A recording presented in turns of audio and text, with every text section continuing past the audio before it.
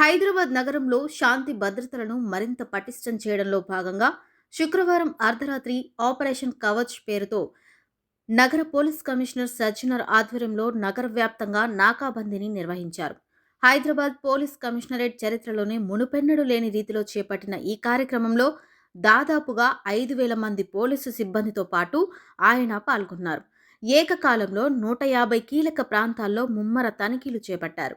ఈ ప్రత్యేక డ్రైవ్లో law and order, traffic, task force విభాగాలతో పాటు ఆర్మర్డ్ రిజర్వ్, బ్లూ కోల్స్ పెట్రోలింగ్ బృందాలు సంయుక్తంగా పాల్గొన్నాయి.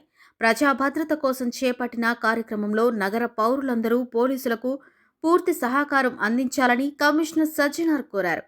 ఎక్కడైనా అనుమానాస్పద కదలికలు గమనిస్తే వెంటనే డయల్ 100కు సమాచారం అందించాలని తెలిపారు. చంద్రాయణగుట్టలో జరిగిన ఆపరేషన్ కవచ్లో అడిషనల్ కమిషనర్ తఫసిర్ ఇక్బర్ పాల్గొన్నారు.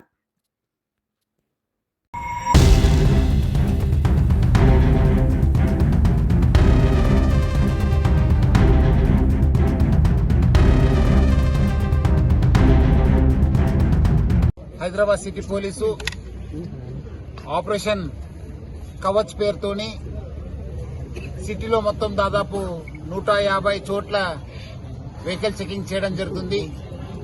సంశయాస్పద వ్యక్తుల్ని, సంశయాస్పద వెహికల్స్ ని, అదేవిధంగా డ్రగ్స్ కోసము దొంగతనం చేసిన వెహికల్స్, నంబర్ ప్లేట్ లేని వెహికల్స్ ని, అదేవిధంగా వేరే వేరే ఇల్లీగల్ యాక్టివిటీస్ లో ఇన్వాల్వ్ అయ్యే పర్సన్స్ కూడా చెక్ చేయడానికి ఈ ఒక్క ఆపరేషన్ కవచ్ ని మనము ప్లాన్ చేయడం జరిగింది. దాదాపు 5,000 సిబ్బందితోని ఈ కవచ్ ప్రోగ్రామ్ ని మనము కండక్ట్ చేయడం జరుగుతుంది. రాత్రి 10:30 గంటల నుంచి ఉదయం 12:30 గంటల దాకా ఆల్మోస్ట్ తెల్లారుజామున దాకా మనము ఈ వెహికల్ చెకింగ్ చేయడము, తర్వాత కొన్ని ఏరియాస్ లో ఫుడ్ పెట్రోలింగ్ చేసి ఆ ఏరియాని డామినేట్ చేయడం జరుగుతుంది.